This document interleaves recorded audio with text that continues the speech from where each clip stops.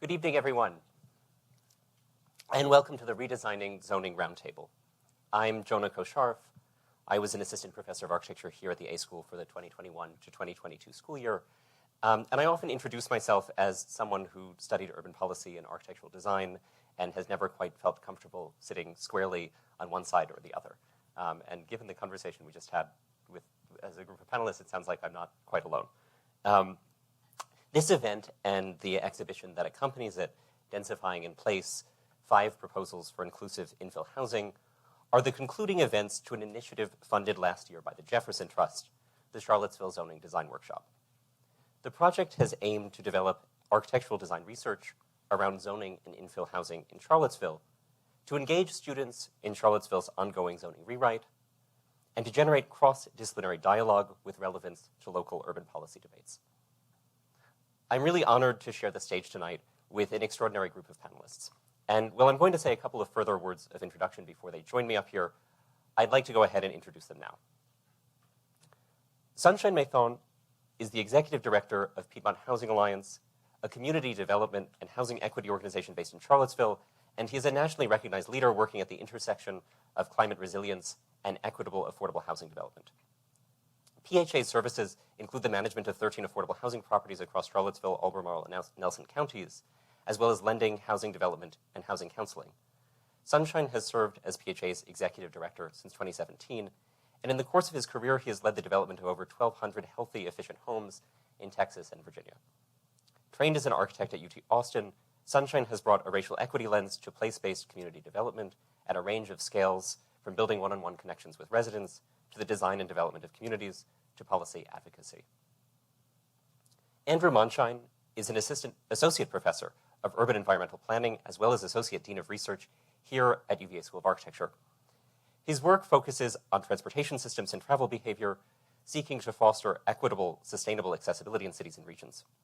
His research addresses the rapidly changing terrain of transportation and information technologies, identifying means to assert social imperatives during a period of urban transformation.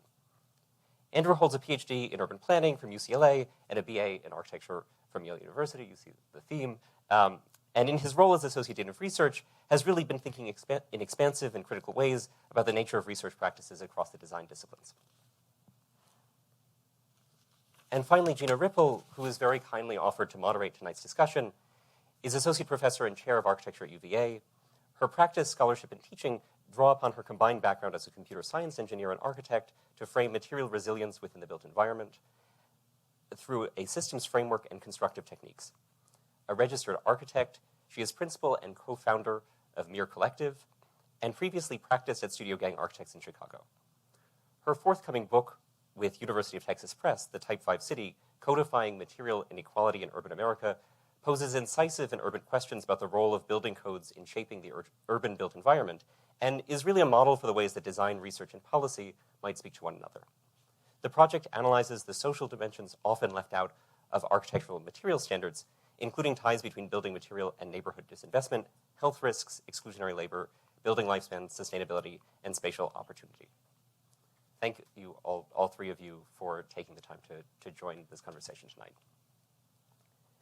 Before I go any further, there are also a number of people that I'd like to thank for making tonight's roundtable and the Charlottesville Zoning Design Workshop possible. I've already mentioned the Jefferson Trust, and in addition to funding from the Jefferson Trust, a Mellon Race, Place, and Equity course grant supported my seminar, Zonings Architectures, last spring, where a lot of the initial research for the project and exhibition began. From the beginning of the project, Lyle Soley-Gates, the chair of the Charlottesville Planning Commission, and James Fries, director of Charlottesville's Neighborhood Development Services, have been incredibly supportive and instrumental.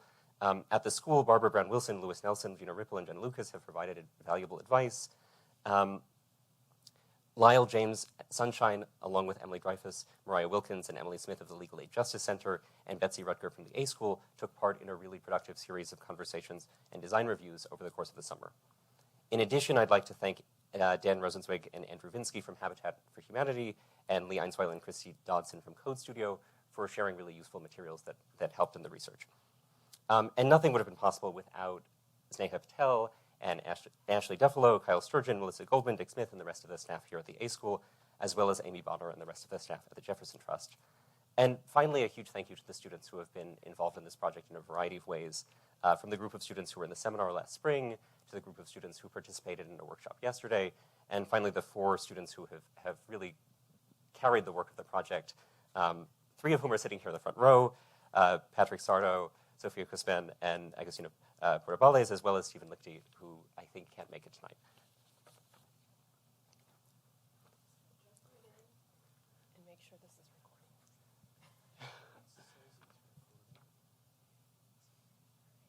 Thank you.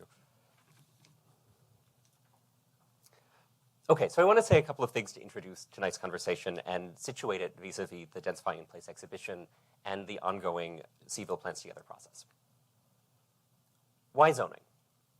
Why zoning now? And why should designers in particular be thinking about zoning? As housing reporter Connor Doherty put it in the New York Times last summer, suddenly zoning reform has been thrust to the top of the urban agenda. In recent years, cities across the US, from Minneapolis to Portland to Los Angeles, have challenged a once unassailable tenet of American land use policy. The idea that vast parts of American cities should be set aside exclusively for the use for single-family homes. Aptly described as exclusionary zoning, these policies served as instruments of racial and economic segregation, intentionally so from the time of their introduction a century ago. Civil rights activists have fought for the repeal of exclusionary zoning since the late 1960s, and more recently, single-family zoning has faced criticism from proponents of sustainable urban design, as well as from YIMBYs advocating for supply-side remedies to a national housing shortage. And political will for zoning reform has further coalesced over the past several years in the wake of movements for racial justice and a more widespread understanding of the way that racialized land use policies have propagated racial injustice. Charlottesville's 2021 comprehensive plan is part of this national trend, and arguably it has raised questions that place it at the national trend's cutting edge. There are many people in this room who have followed the plan more closely and for much longer than I have. So I want to say a couple of things about it for the benefit of students who are hearing about the first time tonight, but much less than perhaps you want me to say. Municipalities in Virginia are required to update a comprehensive plan once every 5 years. Charlottesville's 2021 comprehensive plan fulfills this obligation and does somewhat more than that. The document really reflects a stated interest by city officials and consultants and local advocates to fundamentally rethink the city's land use and housing policies with an emphasis on racial equity and economic equity. And while it does this in a variety of ways, including committing more resources to affordable housing production, the part of the plan that has captured the public's attention is a future land use map that proposes to eliminate single-family zoning across the city and replace it with a range of low to middle high-density zoning designations, allowing at least 4 units on any lot, and up to 12 units in middle-intensity zones along major corridors. To this added allowance for density are added an inclusionary zoning ordinance that would require new developments above a certain size to provide subsidized affordable units, and a proposal to create a different sensitive community area designation with greater protections against potential gentrification in historically black neighborhoods near the urban center.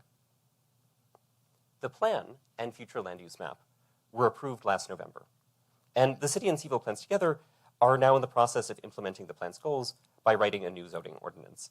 And a diagnostic report outlining the general orientation of the new zoning was released over the summer, full of sort of preliminary diagrams, and a first draft of the ordinance is expected in the next several months. All of this has, of course, been controversial, and the city has seen a lively debate over the past several years with advocates on all sides, from those worried about the preservation of the character of historic neighborhoods, to those enthusiastic about increasing the supply and diversity of housing, to those concerned that the plan does not go far enough to provide affordable housing or prevent displacement. Those are the basic facts. I want to make 2 further, more general observations of a more academic nature about zoning.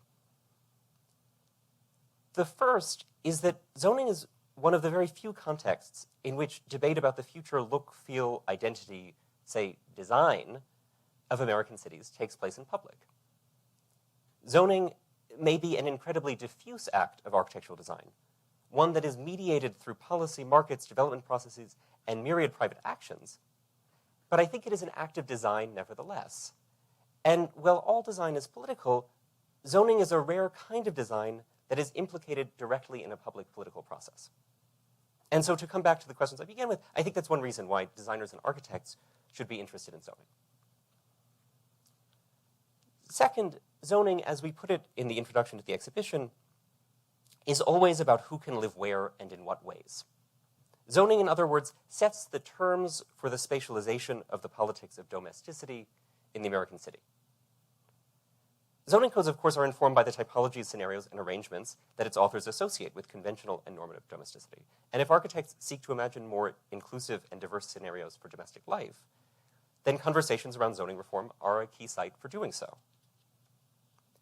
And so these observations were really the starting point for the Charlottesville Zoning Design Workshop project. If zoning reform is a context for public conversations about the future of urban places, then these public conversations depend on images. Images that invite people to agree or disagree, to imagine or imagine otherwise. And second, if Charlottesville aims to use zoning reform to open up the possibility for more heterogeneous kinds of owner-occupied and rental housing, while preserving existing homes, then the architectural scenarios for doing so might extend beyond conventional 4-plexes and 12-plexes. What would it look like to think more expansively and speculatively about infill housing while committing to densifying in place?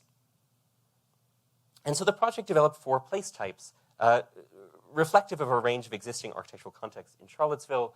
This began from a mapping exercise that Stephen Lichty was really instrumental in the spring.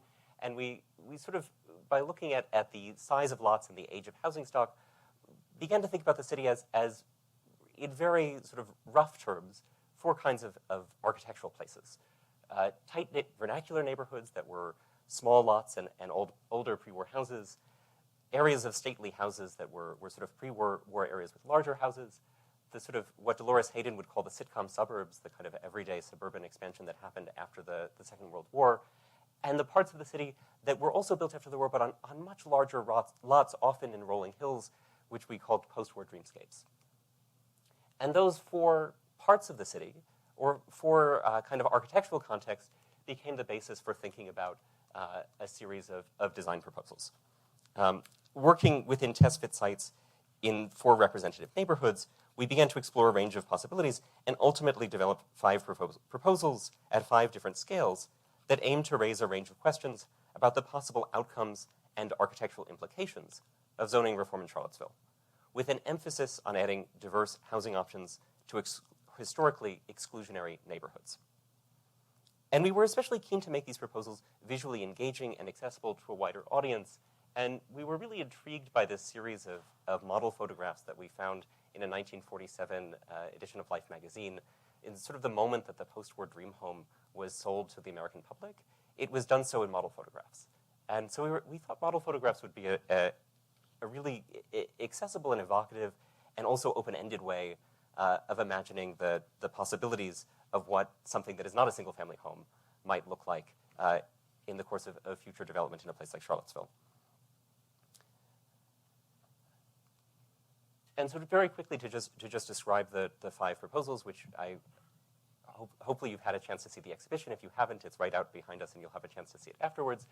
But the first of the proposals looks at a sort of a narrow infill house that fits between 2 other houses, sort of in the creating 3 lots out of 2. The next proposal is an accessory triplex. We know really well what a kind of an accessory dwelling unit might be, a small cottage behind a house. But in Charlottesville's proposed zoning, where you could have 4 units on a lot, it might be that your first unit is the house and you can have 3 more units behind. And maybe that's a scenario for someone to age in place with their family living with 3 generations in a building together, and they might sell off the house that they had lived in before that. So this is the second scenario, which looks like this. The third scenario looks at a large lot with a very steep slope. Almost half of the lots in Charlottesville have slopes of 10% or greater. For context, right, a typical sidewalk grade is up to 5%. So 10% or greater is a really steep lot.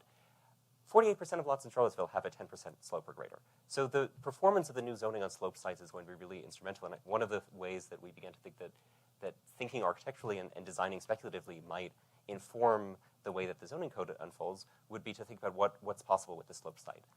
And so this proposal takes an existing single-family lot that is very large, in part because it was on such a steep slope, and this steep slope is not developed, divides it in half and says, well, it may not be affordable to develop a house on this steep slope, but perhaps it's affordable to develop a fourplex on a slope like this, and you could use the slope to sort of hide the additional units downhill.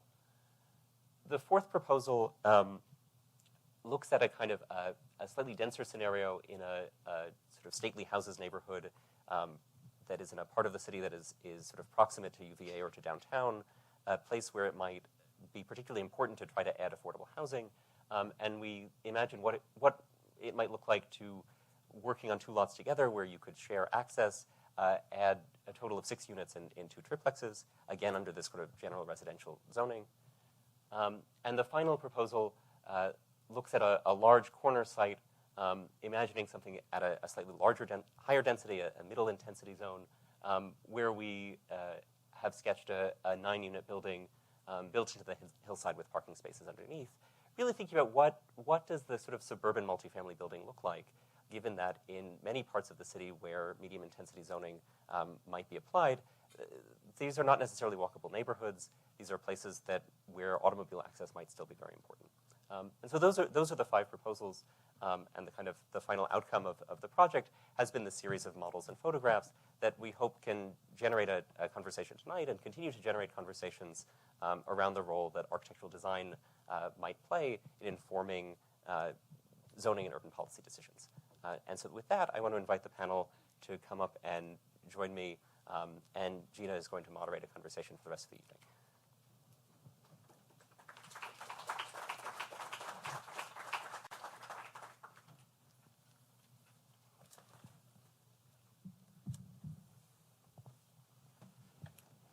Thank you so much. Is this working? Yeah. Okay. Jonah and team, it's really fantastic to be able to host this conversation here. For those of you who maybe have been in Charlottesville for a long time, you know that this is a huge issue, a huge way for architects and for the school to engage in the local community. But it's also not always the kind of regulatory context that we work in. It's not always one that draws designers in, and yet it defines so much of the decisions that we make. So it's really fantastic to be able to host this conversation. I have a series of questions, prompts, and then we're going to take some questions from the audience. So please be thinking about the questions that you have for us. But we're going to start by talking about regulation and design, how they work together. Then we're going to move to some questions about what does this mean for zoning? How do we think about zoning differently as a result of this project? And then we'll end the kind of pre-scripted questions with a conversation about what does this mean about our understanding of the role of representation and the potentials of representation in these processes. So I'll start with the question of regulation and design. How we sometimes think separately about the design process from the regulatory process, and yet we can kind of use this as a way to question when one ends and the other begins. And maybe one way to question that is through thinking about what is a kind of affirmative versus negative approach. We often think about regulation as telling us what we can't do, and design telling us what we can do. And this project, I think, is clearly a blurring of those boundaries of, rather than describing the worst case scenario in regulation, describing what's possible. So what can we learn from this kind of blurring of boundaries? What should we take away from that? Go ahead, Andrew. Is it okay? Yeah, great. It's a great question, and I think I'll have to start. I'm the, at least at this stage in my life, planner in the room, so to speak, and so thinking about regulation a lot. And the touchstone that I draw on when I think about zoning is, maybe not surprisingly, parking. And part of the reason for that is because my master's degree in planning was actually, as you said, and PhD, was at UCLA, where Donald Shoup wrote the book, The High Cost of Free Parking. And that book, actually, just to kind of throw out there, is the #1 highest selling book from the American Planning Association Press of all time. And so I think that this idea that regulation matters is one that I implicitly understand. And I think parking is actually an issue of zoning. So, certainly very related. But I think that the way we understand regulation, the way we understand our ability to work with parameters in some ways, to set rules, is to some degree really well founded. I mean, we do it so that we can enable anyone, this undefined anyone, to be able to understand what they can do with their property, right? I mean, it's this really useful idea. But at the same time, by doing that in a very kind of, in ways that are very conscripted, that are very much built around not really any sort of set of clearly defined, end state, but really sort of, density, setbacks, number of parking required, amount of parking required. We almost put the public at a remove from the creation of their own environment to some degree.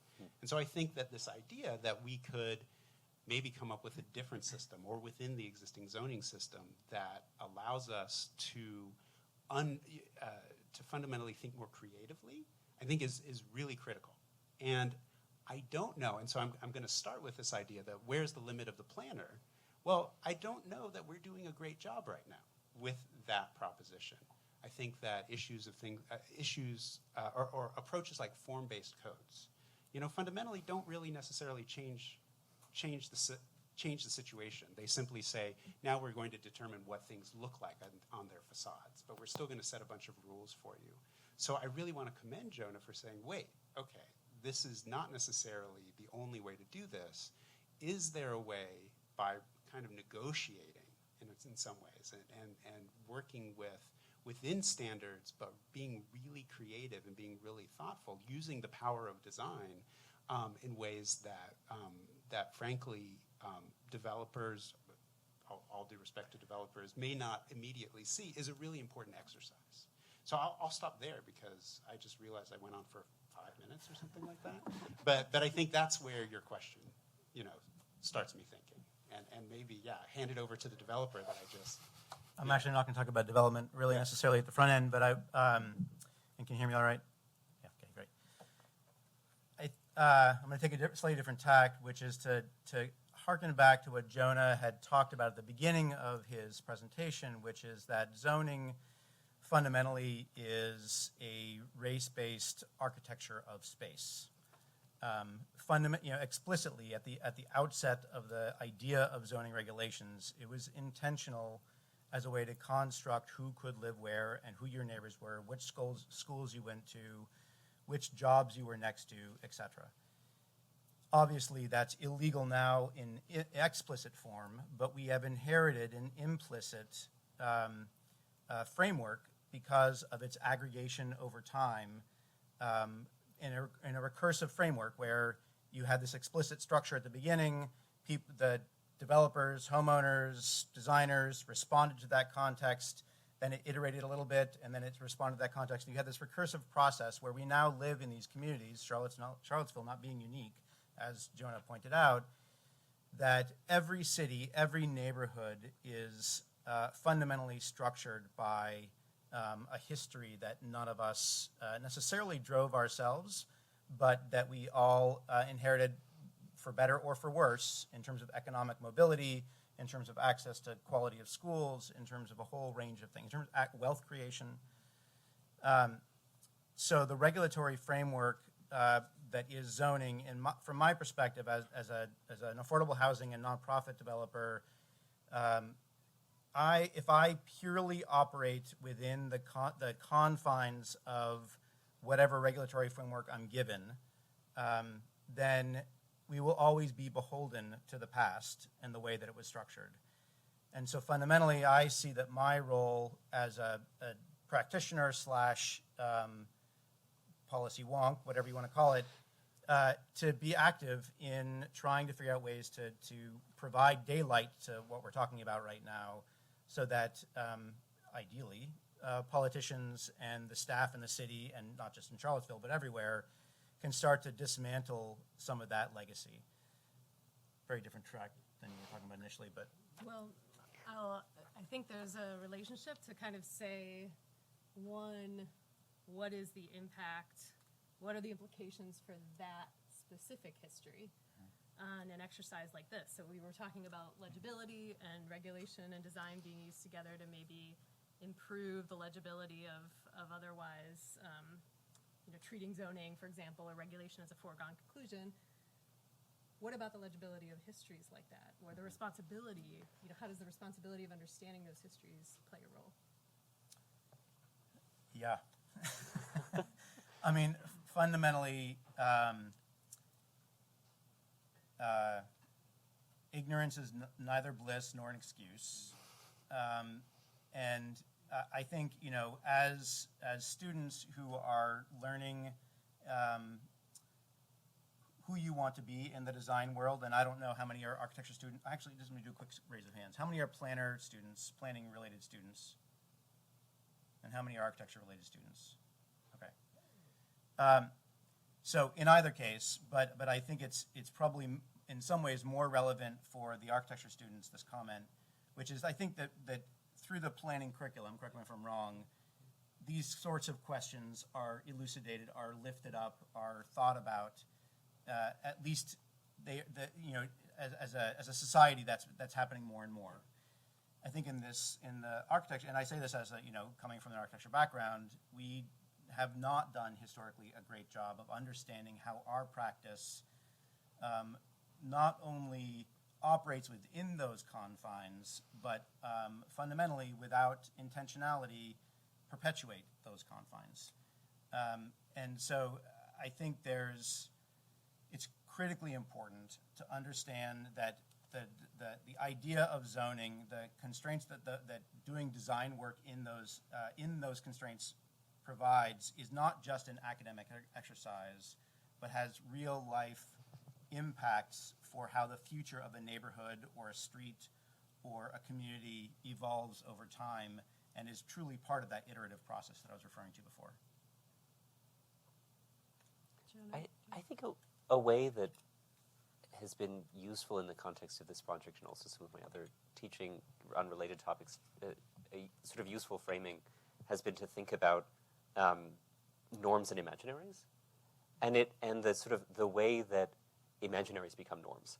And what I mean by that is I think that there are, when someone writes a code, when someone interprets a code, when someone says, what are the effects that a code should have, whether that's a zoning code or a building code or whatever it is, there are typical architectural scenarios or arrangements that you're implicitly imagining as you sort of deploy the code in your head speculatively.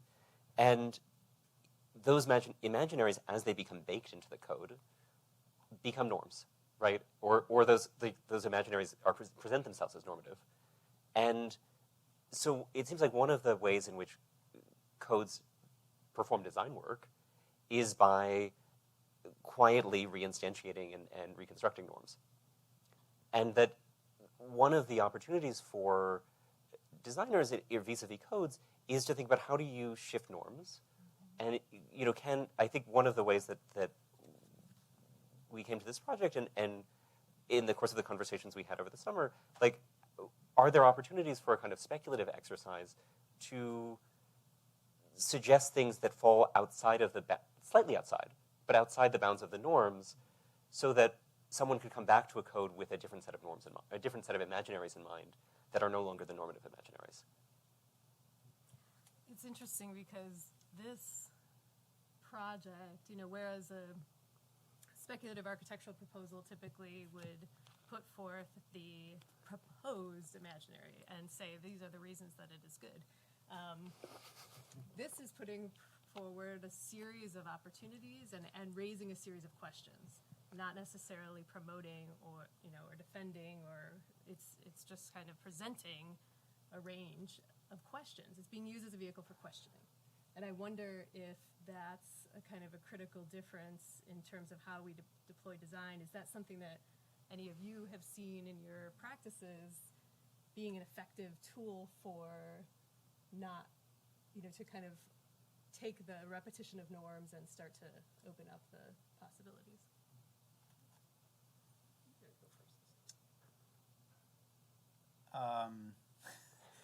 I hesitate because I would love to say, yes, we've done it before.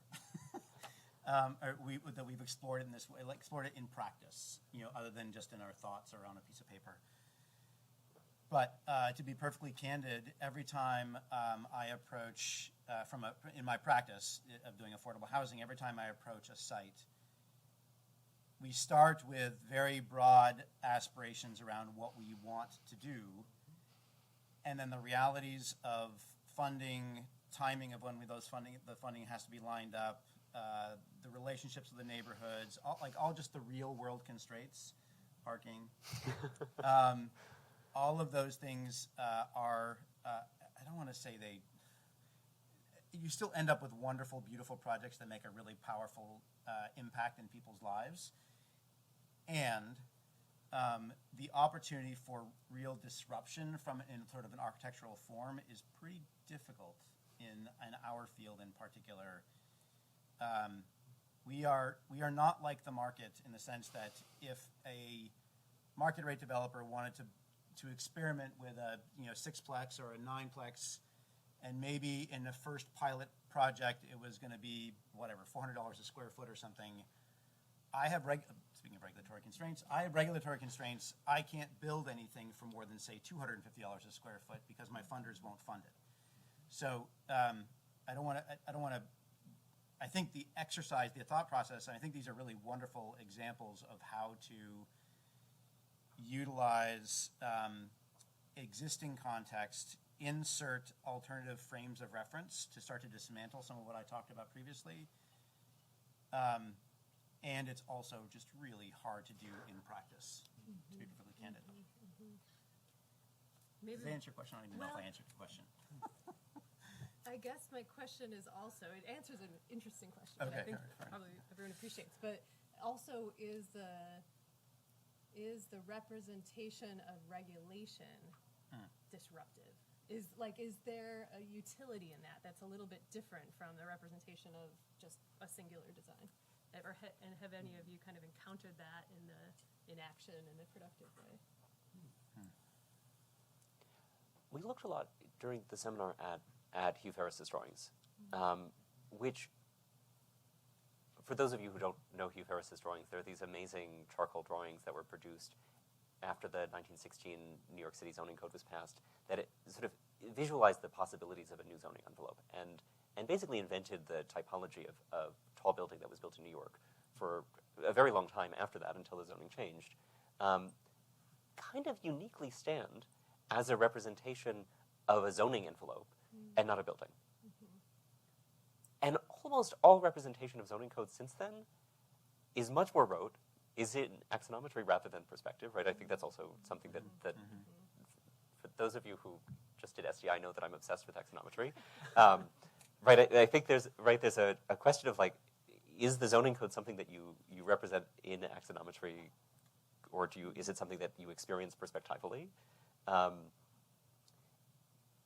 And so I think that the question of representing a code itself feels like a huge question, but one that we haven't really addressed in this project, because it seems like we have, in the end, made 5 proposals that raise a bunch of questions about regulation. But there's no regulation is in the end represented in the way that we've presented them. They're test cases that regulation might be represented against. Can I, one thing, which is to say that I think that what you're sharing, Jonah, and just thinking about the images that are floating by, there is a critical step to, zoning code is a bunch of words, right? It's just it's jargon, full of jargon, and incredibly obtuse for anyone who's not in the design field, planning field, whatever it might be.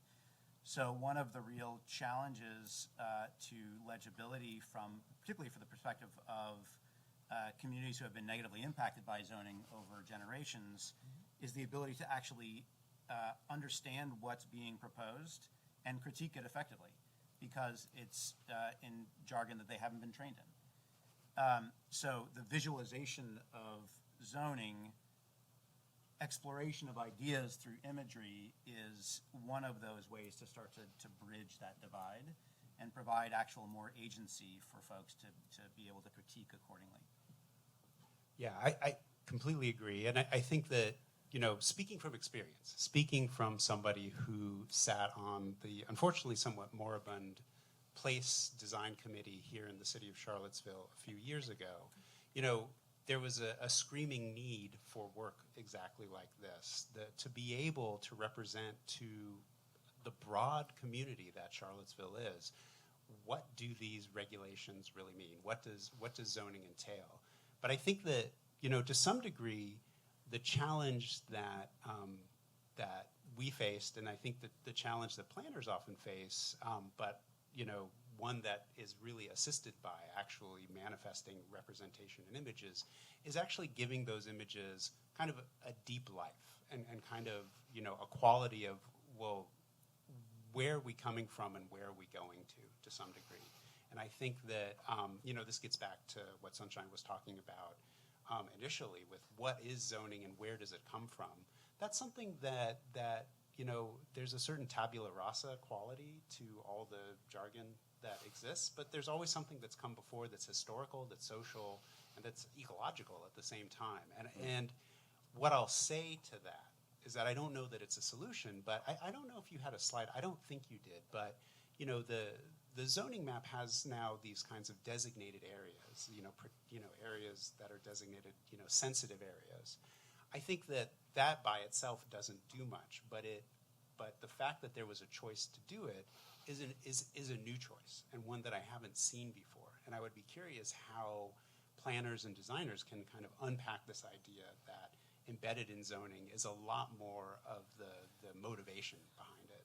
And if that is, trying to, stop the reproduction of inequality and racism, then be more explicit about that. And that's not something that will go over well. I mean, I'm not being realistic here necessarily in terms of we can snap our fingers and that's what we'll allow. But I do think that I'm given hope by the fact that there's even any talk about it whatsoever in a new way. And I don't know, I'll stop there, but I think, thinking about zoning codes and thinking about them in ways that are a little bit more tied to what they really mean would be really useful. And I think designers can take part in that through images and through words, and or planners can take part through words. Like, it's not just a legal code. It could be more than that to some degree. That's a perfect segue to our next question about the role of aesthetics. And we've been talking a little bit about translation and legibility, but these debates tend to become very emotional and quickly are tied to the significance of the identity of a neighborhood. In other words, the conversation quickly becomes intertwined between aesthetics, politics, finance, power. And maybe we could say using aesthetics as the vehicle to make that connection. So to what extent are zoning politics aesthetic? To what extent, what is the relationship between aesthetic politics and racial politics in these? And maybe, Jonah, I could start with you because I'm sure central to this exercise was what do we maintain of a kind of an existing aesthetic? What do we question? What are we disrupting? What are we not? And what does that mean? Definitely a central question, and I think one that for me remains maybe under-theorized and fraught. Right? I think that one of the texts, or the two texts that have been very helpful to sort of think through this, have been Diane Harris's Little White Houses, which is a history of the post-war house in America, that really argues that the ways that post-war houses were designed and represented were totally imbricated with the construction of a white identity, and a white identity that was expanding in mid-century, right? Like, many Jewish and Eastern European families were not considered white before the post-war moment, and got to take part in the post-war house. And so the very construction of whiteness, as we have come to understand in the later part of the 20th century, happened at exactly the same time that the single-family houses we know it also emerged. And so I think, for me, that reading of the post-war house leads to caution about what about the kind of images of domesticity are sort of tied up with racial politics. And then secondly, there's this really wonderful piece of writing that maybe some of you have read by George Lipschitz, the spatialization of race and the racialization of space, where he basically argues that the entire edifice of thinking about the home as an investment vehicle and the sort of way of prioritizing exchange value over use value that is the mainstay of American real estate discourse and a lot of planning discourse, and actually also, incidentally, the justification of zoning codes is to preserve the value of houses and neighborhoods and prevent unexpected changes to neighborhoods that would disrupt value, right? That's the justification in 1926 when the Supreme Court says zoning should be legal. That also is tied up with a white spatial imaginary, and that there are other spatial imaginaries that exist outside of whiteness that say that we should think about use value and not exchange value. That's very theoretical and academic, right? But I think that those two thoughts have given us a useful anxiety around what of the given aesthetically, in terms of an image of what a neighborhood should be, of what a single-family house should be, of what home is, of what domesticity is, what of that is part of the construction of whiteness. And if we are to think of what the sort of alternative to the single-family house in a more heterogeneous, diverse, inclusive future domestic landscape might be, where are the places where we need to put pressure on the image and aesthetic of a single-family house as we know it? On the other hand, there are all of the ways in which the single-family house has meaning and gives comfort to people, regardless of their background and racial identity and any number of other factors. So, right, I think we were interested in thinking about how do we push and pull with the single-family house, with the local vernacular, not just with the local vernacular as a generic category, but vernacular as a neighborhood-specific category, right? I think this house that is on the screen behind us, it really responds to the early 20th century houses in Belmont in a lot of ways. But we also wanted to do something that was not exactly like what was there, given our anxiety about the ways in which the image of the single-family house and its meanings have had a racial politics from the start.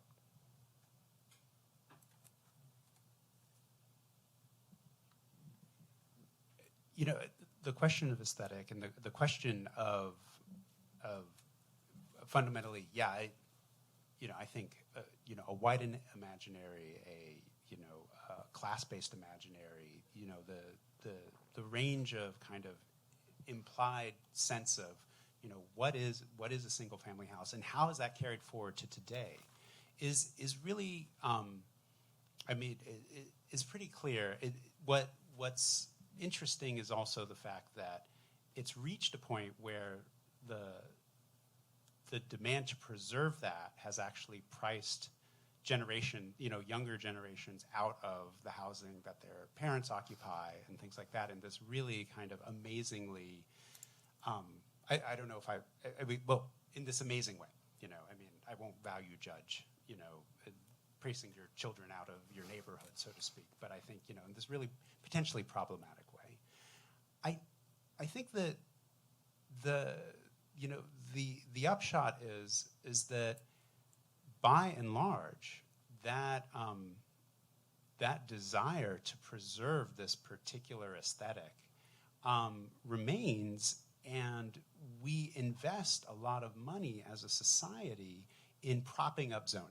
And what I mean by that is we enable people to live in the Shenandoah Valley in houses that look somewhat in neighborhoods that look somewhat like what their parents lived in Charlottesville, and we spend billions of dollars in investing in roads and in climate impacts and all of these different dimensions. And I think that it holds on so tightly So I think it's real. My point is, I think it's real. I think people want to perpetuate it, even if they have to turn the world upside down in some ways in order to preserve it. Now, that's not a very hopeful thing to say necessarily. I do think that it is possible, though, to take that on and argue for alternatives and argue for ideas that it is possible to maintain something that is connected to the past, that is connected to a vision of the past, but that yet still accomplishes social goals, whether they are broader social goals that are anti-racism, or whether they are fundamentally, can my children afford to live in my neighborhood? I think those sorts of priorities are exactly what need to be heard. So I think this project really does a great job of that, despite the fact that, when you look at what we do as a society, we basically expend all of our additional resources on maintaining this way of living in a way that's really difficult. Not entirely, and I'm painting with a broad brush here, but I think that there's clearly a lot of demand or a lot of interest in that sort of thing and replicating it further and further out from Charlottesville, frankly. I think we can also look to some of the historic imagery to kind of think about this connection between aesthetics and race and the white imaginary and the American dream imaginary. There was an article that I worked on with Barbara Brown Wilson, Elisa Diamond, and Kevin Klosterwill a couple of years ago. And Elisa and Kevin dug out some of the imagery in the basement of the Charlottesville Planning Commission that was used to promote the urban renewal redevelopment of Vinegar Hill. And it was really fascinating from an architectural perspective to look at how these images were constructed. The images that were used to say this is blight were taken from a very low angle of a backyard, almost ground level angle of a backyard that was in disrepair, happened to be white-owned rental housing in Vinegar Hill, with chickens in the foreground and some laundry in the foreground. So, kind of the mechanisms of mutual aid and subsistence that might have been a second income and food production were kind of weaponized in this way of this is disrepair, this is blight. Whereas the rendering of what was to come was a bird's eye view, all white, no material showing, no human beings in the image, really kind of removed. And so I think there's something too in questioning what kind of activity are we showing in the production of these imaginaries, and how are we drawing from different kind of cultural references in constructing these images and starting to maybe present ways of life that we know would be the reality for the different kinds of populations that maybe we hope to be serving in different kinds of proposals. And some of those historic images just make it very clear because they were sort of being used for such a, maybe what now appears as a clear case that was being launched, clear argument. Yeah, at the risk of ruffling a few feathers, I don't know, we'll see. Fundamentally, I believe, and this comes out of my own personal practice and thought, but we operate within a predatory capitalist society, and there are many flavors of capitalism around the world, but our particular flavor enables predatory mechanisms for extracting wealth from some communities and aggregating in others. And in particular, when we apply this to the idea of our homes, our neighborhoods at that scale, fundamentally our systems operate with the idea, and this gets back to what Jonah was talking about a moment ago, which is that home as investment, the commodification of housing, as opposed to the flip side of the idea of how home is a human right. And our system enables one and not the other, fundamentally. And I think that tying of house as investment is a particularly white, normalized, white construct around what home is supposed to be. Now, that's a broad brush. That's not true for everybody. There are plenty of families for whom, white families, and myself included, for whom home is not an investment vehicle, it's a place to raise children, etc. But still, we operate within this overall context that, and we're seeing the runaway train scenario right now of the cost of housing going through the bloody roof because of the systems that we've set in place in that regard. Part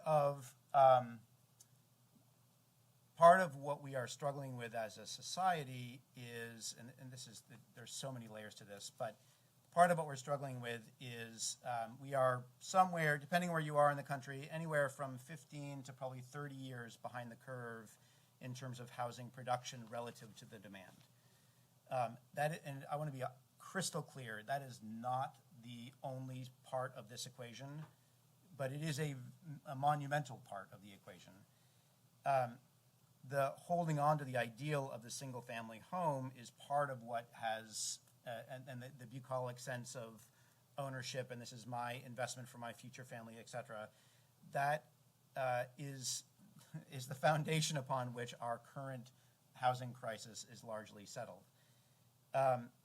And it is caught up in the same time, back to the question of aesthetics, it's caught up in this idea of we all hearken back to some time in the past, and by we all, I mean largely white folks, but we are hearken back to some time in the past. So the idea of what our streets should look like, how they should change or not change into the future is tied to that connection point that we have with ourselves.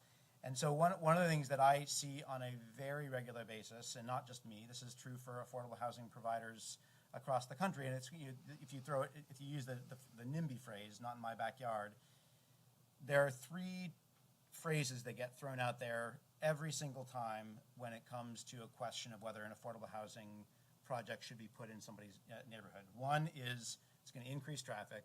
Two is it's going to increase, it's going to overcrowd the schools. And three, it's going to change the character of the neighborhood. And they might throw crime in there too, but if they want to kind of play it nice and even, then they'll just use those three because they tend to be fairly neutral, banal.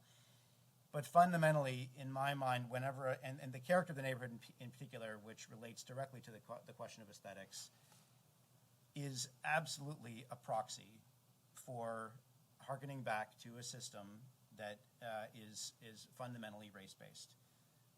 And so the claiming of a specific aesthetic,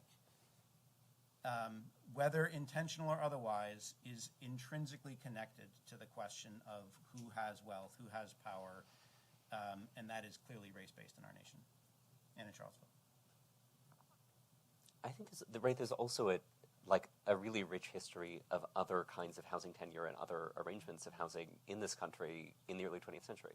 Right? Mm-hmm. There, in New York City, for example, it was very common for people living in tenements to take lodgers.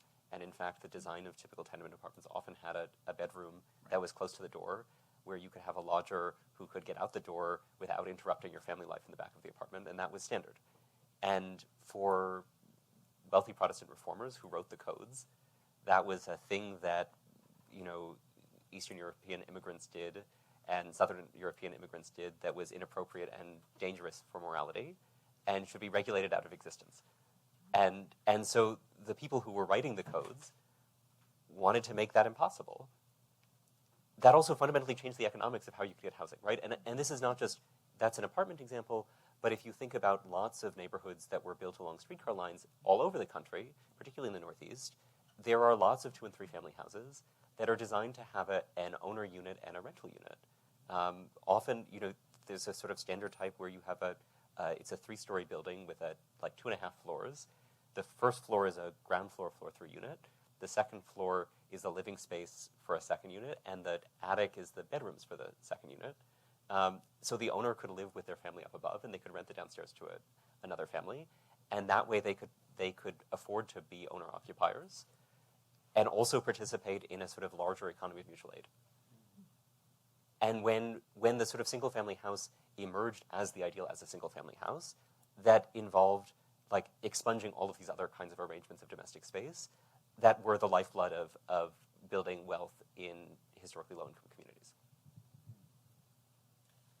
We're nearing our chance to turn the questions over to the audience, but I want to ask one more, we talk a lot about a desire in the academy for impact, for research that has meaning in the world. And what I wonder, can our panelists say, what can we learn from this project in terms of the potential for architectural representation to be impactful in some of these debates?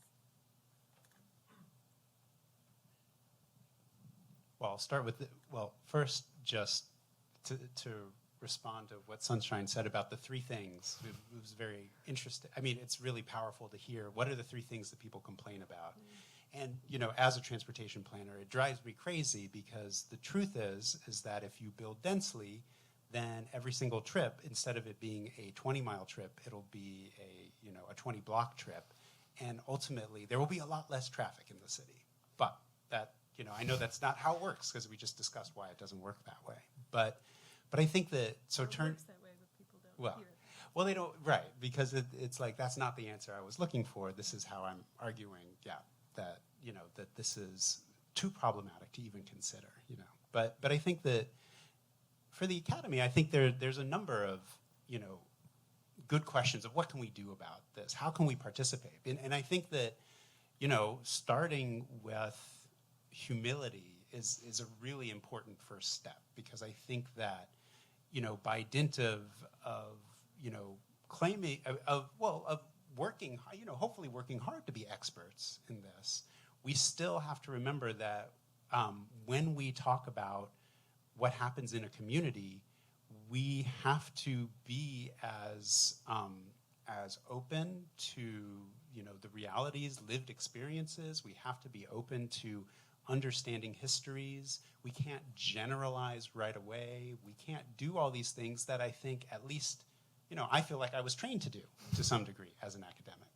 And so I think that's really important. And I want to, say again, our colleagues here, people working, the Equity Center, Elgin Cleckley, Barbara Brown Wilson, and others, have really made this case really clearly to all of us. And so I hope, in some ways, that what we're doing, even if it's imperfect, is actually a growth process, here at UVA. And I hope that, whether you're a designer or a planner, that's something that we can really take to heart. With that said, I think that to some degree, doing the work and realizing that the impact of thinking about zoning and thinking about regulation is actually quite significant. And, it may not feel like it, but these parameters that we set for ourselves and understanding the histories is such an important way of having a much greater impact than any one parcel, has available. I'm speaking like a planner, of course, but I think that's a good reason to make a case that even as a designer, this is an important topic. And the way that Jonah has addressed it, the way that we've all, talked about it today, is something that's worth perpetuating in classes and in frameworks, as long as we do it with that kind of humility. And maybe humility is not the right word. It should just be best practices, to some degree. Take the personality out and say, why, if you say that your goals are equity and sustainability, why wouldn't you do it any other way? But I think that's my perspective as somebody who struggled with how we do this, certainly within planning. But yeah, I'd be curious to hear. I mean, and Gina too. I'll ask it to you. As somebody thinking of this from an architecture faculty point of view as well. I'd be curious to think what you both think as well. Well, I'll add a little bit to that and then pass it along. Just to say that I think this is, we were so lucky to have Jonah here and working with this great team for this year and the support of the people involved. And I think the challenge that you've put forth is to kind of pick up the torch and say, okay, well, how do we continue these conversations? How do we continue this effort? Where do we go from here? And the partnerships, I think, are key part of that process, to be able to say, well, what's useful about this, and then kind of try to continue it in partnership with the community. Yeah, I'll just say briefly that I just want to acknowledge and celebrate the work that both Jonah and the students have done, in part because, like I talked about before, the real world, we often are hemmed in by not just zoning constraints, but financial, and so that the amount of, we can't dedicate the time to creative exploration that the academy can provide. And I think that there's real value in that didactic between both practice and exploration and learning that if done well, if done with humility and engaged with in partnership and with the intention of not just an academic exercise, but an intention of, truthfully and willingly and tackling some of these issues, it does provide real value that can be instrumental in shifting people's minds, whether that's the public or politicians or whatever. I think for me, this also comes back to the question you were asking earlier, Gina, about where does this fall in the spectrum between a kind of like a proposition that one stands behind and a kind of a speculative concept that one puts out as a test. And I think we had a great conversation among the group of research assistants at the beginning of the summer where I think it was Augustina was like, I can't draw something I don't believe in, right? And I which is an amazing statement, right? Sorry, you're blushing, but I think that this is a real, I think as designers, we can't draw things that we don't believe in, right? I think that it's really, really hard, and maybe this comes back to some of the other things we were saying about affirmative or negative ways of thinking about a code, like to do a worst case scenario analysis, which is what an urban designer in a big city planning office would do in this situation, felt really impossible to us. But I think we also have been very keen to say, these are things that could happen if the code allows them to happen. If they're appealing, then what does it look like for the code to allow them to happen? If they're not appealing, by the same token, then this has been a useful exercise. What does it take to prevent these things from happening in the code? And that's a conversation that is the stuff of politics. And I think the place of kind of an academic contribution in that context is to say, to expand the universe of possibilities and enrich the political conversation by offering images that make those possibilities accessible and legible, so that the larger community can go through the decision-making processes that exist in political structures to evaluate whether these are ideas that should become possible in the new code. Thank you. I think that's a perfect moment to open up to questions from the audience. I think we have a roving microphone that we should wait for so that the video can capture your audio. Maybe we'll start here and then pass it across.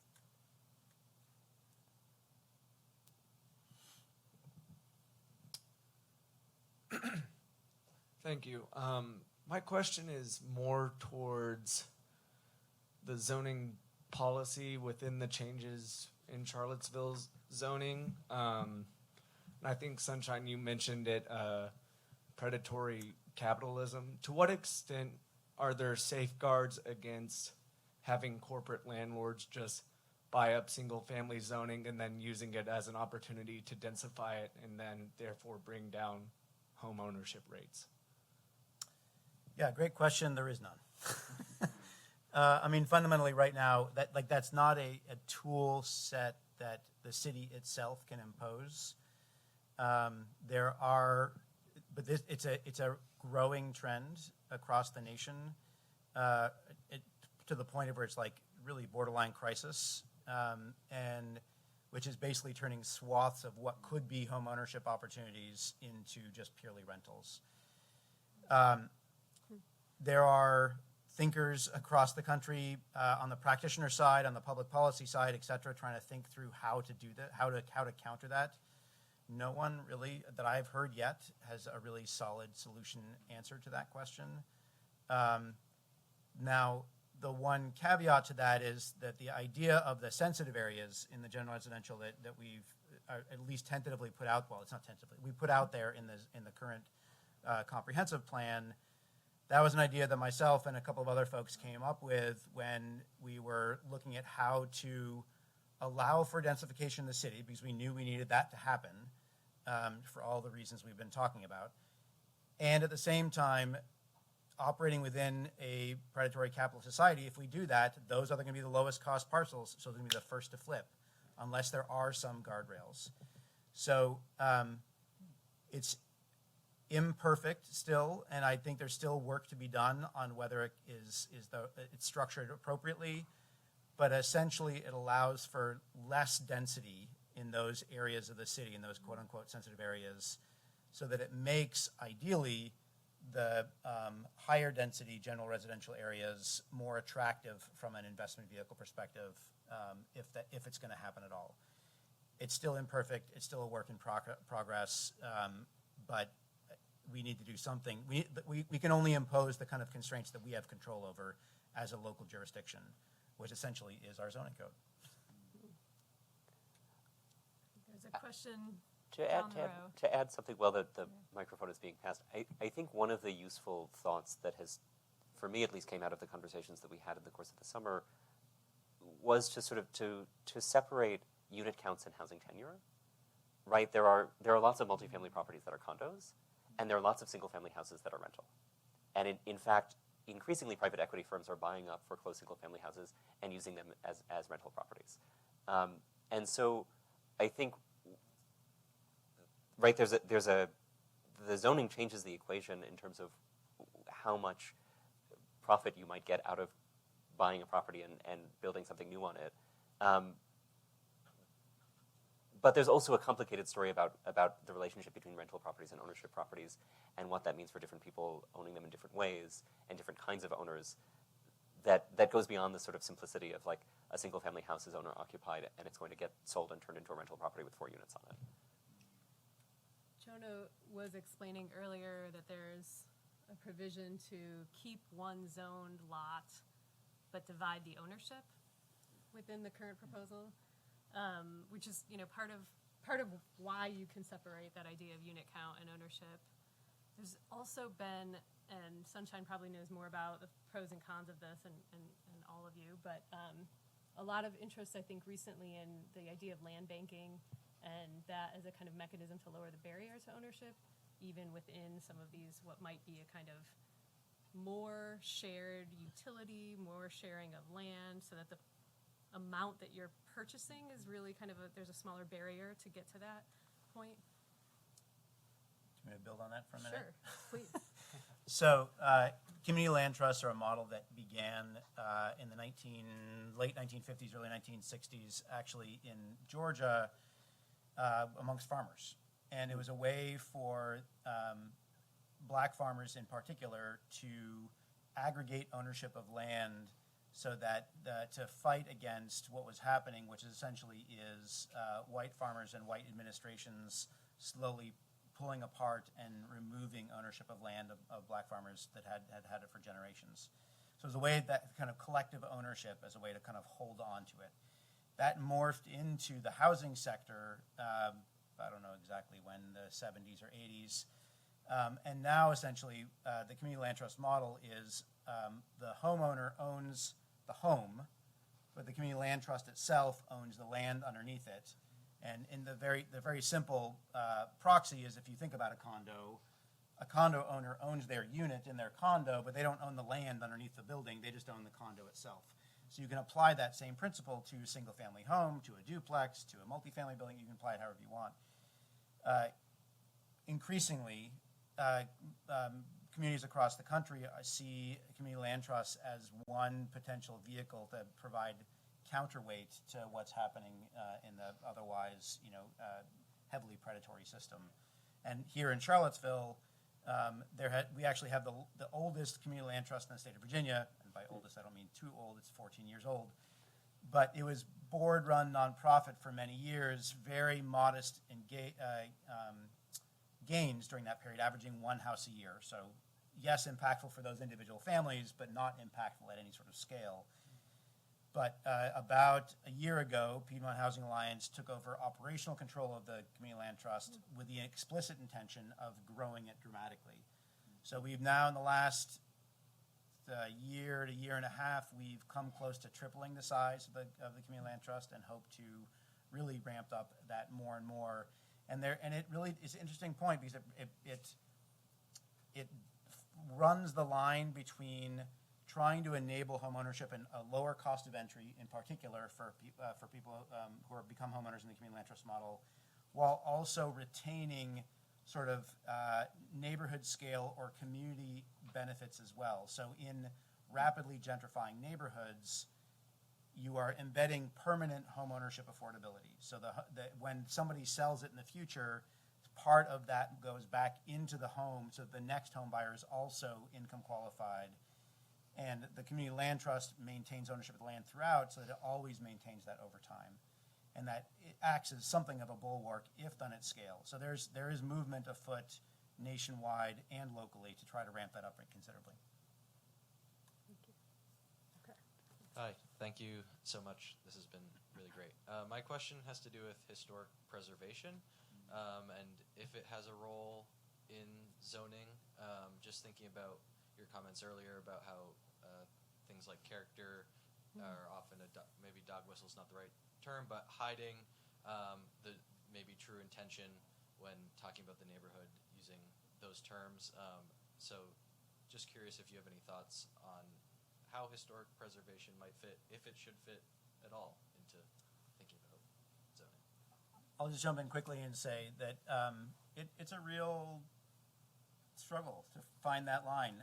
And I think there is absolutely legitimate reasons for maintaining a strong focus on historic preservation within the right boundaries, within the right guardrails. And I think there's opportunity for expanding the definition of historic preservation so that we understand, back to the question of aesthetics, whose idea of identity is being preserved through the definition of historic preservation. And that was actually one of the, maybe not debate, but one of the questions when we were talking about the idea of sensitive areas here in Charlottesville. Should we also be looking at designating certain historically black and low-income neighborhoods, even though the quality of the housing isn't necessarily what you would find in, say, North Downtown, from a scale, from a how well it's kept up, from the architectural design perspective, et cetera. Even though it may not have all the same characteristics as those parts of town, is there value in acknowledging and codifying the value of the history of the people who have lived there and broadening the concept of historic preservation? I don't have a simple answer, but I'm just saying that I think it's worth the dialogue for sure. I think one of the things that we have thought about in the context of developing these 5 studies was why our instinct was that we should develop scenarios where the existing house remained on the lot. And I think that began as an instinct, and as we talked about it more and more, there were lots of reasons why it made sense. One of those reasons is that, there's embodied carbon in the house. So from a sustainability standpoint, you really shouldn't tear things down. There's a really wonderful argument in Jane Jacobs' Death and Life of Great American Cities, where she talks about the value of old housing as cheap housing, right? Like, if you aren't paying off a new mortgage on new construction, the house is cheaper. So preserving existing housing also makes sense from a sort of affordability standpoint. And also there's a kind of more conventional historic preservation argument for preserving older things that look a certain way. Often historic preservation comes with an argument that you should preserve the character of the neighborhood, in the sense of, like, what is the volume of what you preserve on a lot. And many zoning ordinances that are aimed at historic preservation are written so that you can only build something in the same volume as the existing house, with the thought that people won't want to tear down the house if they can't build something larger. I think one of the questions that particularly this study raises is there a scenario in which it's better from a historic preservation standpoint to allow a different kind of, volumetrically, a different kind of building on the lot, so that you can preserve what exists and build something next to it, rather than creating pressure to tear down what exists and build something slightly larger in its place? And so I think there's a really interesting set of relationships between zoning and historic preservation that we've just scraped the surface of, but I think are opened by questions of sort of speculative design research like this. And the city is actually proposing some flavor of that in the current general residential plan. You get up to 3 homes if you're building all new, but if you keep the existing home, you get 4. So there is some intent to honor that as well. I think there was a question back there.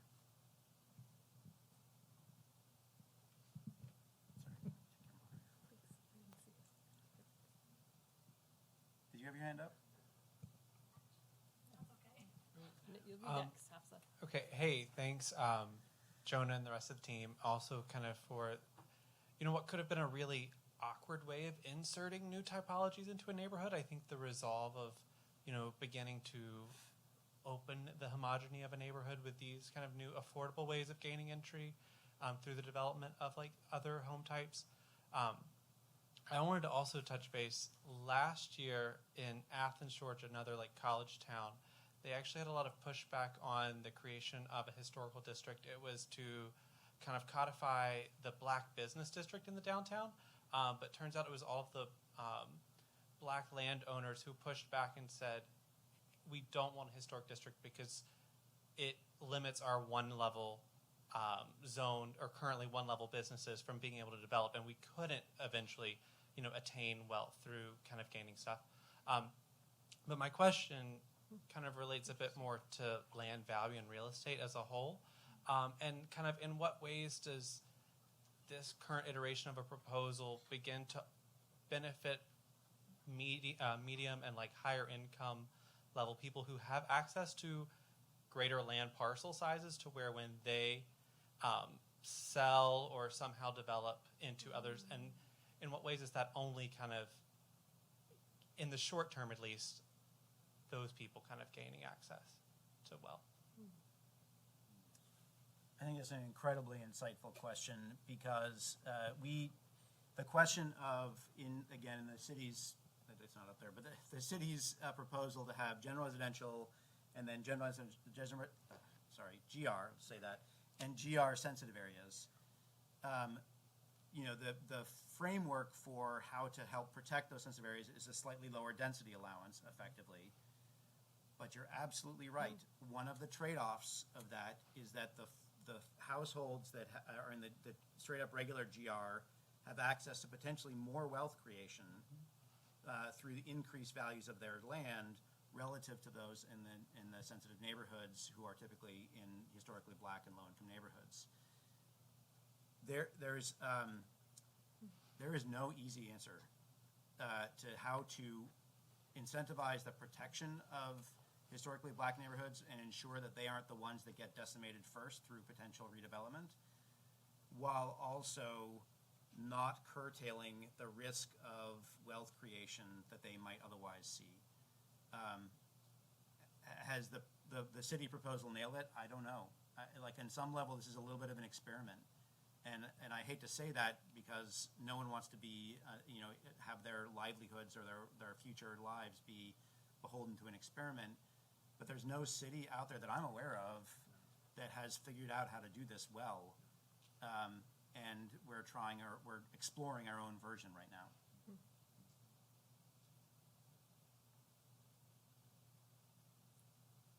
Hafsa, do you want to? Oh, we have one more back here. My question was also about limitations on wealth creation in the context of land trusts, because I know they've become a common vehicle to access home ownership across the board, and they've grown in popularity over the years, and often they become the solution for communities of color to be able to access home ownership. Right. But my understanding of them is that by the nature of how they work, they also constrain the profit one can make when they sell their home. And so are there like, I'm sure those conversations are happening, and I'd like to know more, and if anything is being inserted or adjusted to kind of account for that. So again, very insightful point. You're absolutely right. The model of the community land trust, if the intention is long-term, permanent, affordable home ownership, operating within the constraints of our predatory capitalist framework, the only way to do that is essentially that when a homeowner buys their community land trust home, whatever mortgage they're paying down, whatever equity they get out of that, 100% theirs, absolutely.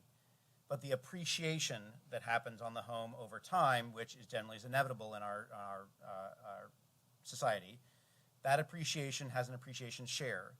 And the purpose of it is, and so a portion goes to the homeowner if and when they sell, and you don't have to sell. Some people hand down community land trust homes to their children, and that goes on in perpetuity. But if they choose to sell, they get a portion of the appreciation, and the remainder of the appreciation is the vehicle for making sure that the home is affordable to the next homeowner. So essentially, what you're doing is everything's a trade-off, but you're putting out there a trade-off between yes, a vehicle and an opportunity for home ownership, but it's also an opportunity for community stabilization. There are a few key points I want to highlight. One is that the data shows that people stay in their homes in a community land trust home about the same amount of time that they do in a regular market rate home, which is about 8.7 years. The majority of people who have utilized a community land trust home in that 8.7 year period go on to buy in the market. So what actually ends up happening is it ends up becoming the vehicle for wealth creation in the future, and by creating an entry point into the homeownership sector, it becomes a critical step. That's one piece. The other is if you pull out big time and look at the historical trend of homeownership by race over the last 60 years or so, I'm going to use black homeownership specifically here, but it's relatively consistent across different other communities of color. But black homeownership rate essentially is flat over the last 50 to 60 years.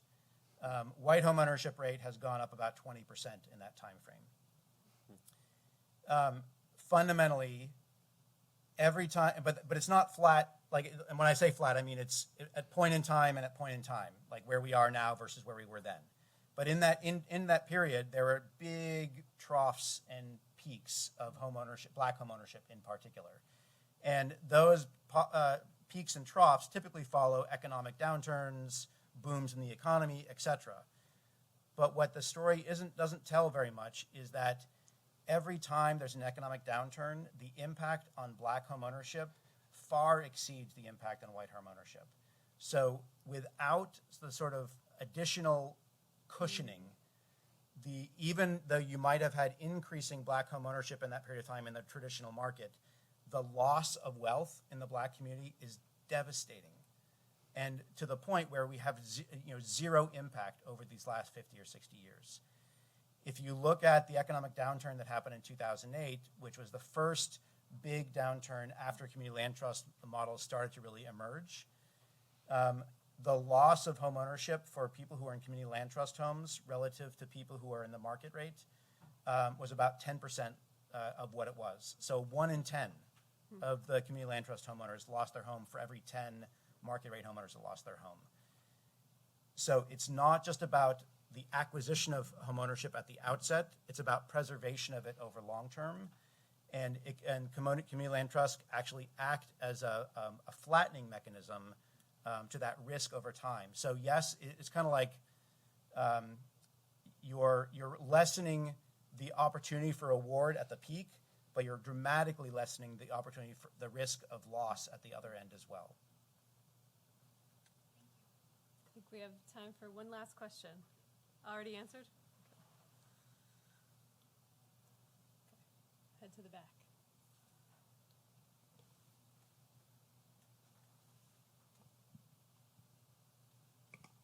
Thanks. My question is just, I guess, conceptual. In regards to just like being in a system and trying to change that system, how do you contend with that versus like subverting it or critiquing, or do you think that change is even possible? Because it's kind of like a paradox in itself. I know that's like a difficult question, but if you could just like share some thoughts. I know the whole talk has kind of been about that as well. But, I don't know, just any final thoughts or anything. Thanks. It's a good question to end on. I could respond, but I also been talking a lot. I want to hear, maybe Jonah could respond. I mean, it's a fantastic question. I think that the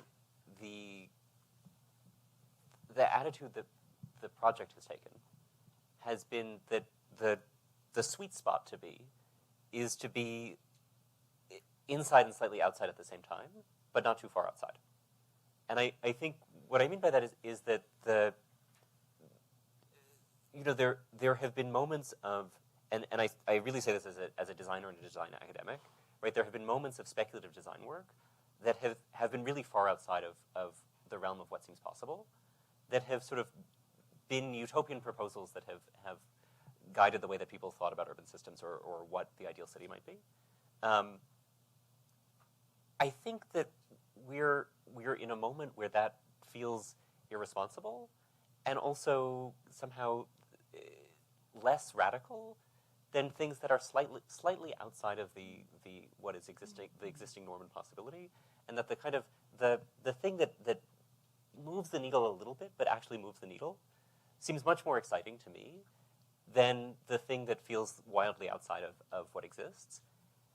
I think that the caveat that comes with is, right, I think the whole conversation we've just been having is a conversation about how the commodification of housing in this country is like deeply destructive in ways that are really complicated and imbricated. And I think if you, like, at some point when you're in a realist mode, you lose track of the fact that, like, fundamentally we're dealing with a problem with the commodification of housing and the way that has propagated inequality of various kinds for the past 200 years in this country, right? So I think you also, if you're going to push for change, you also have to hold, even if you're working slightly outside of the kind of existing set of norms, close to them, I think you also have to maintain sight of the larger critiques of the society that we live in and the systems that it operates under, so that your like little tiny moving needle change is in tune with a larger analysis and critique.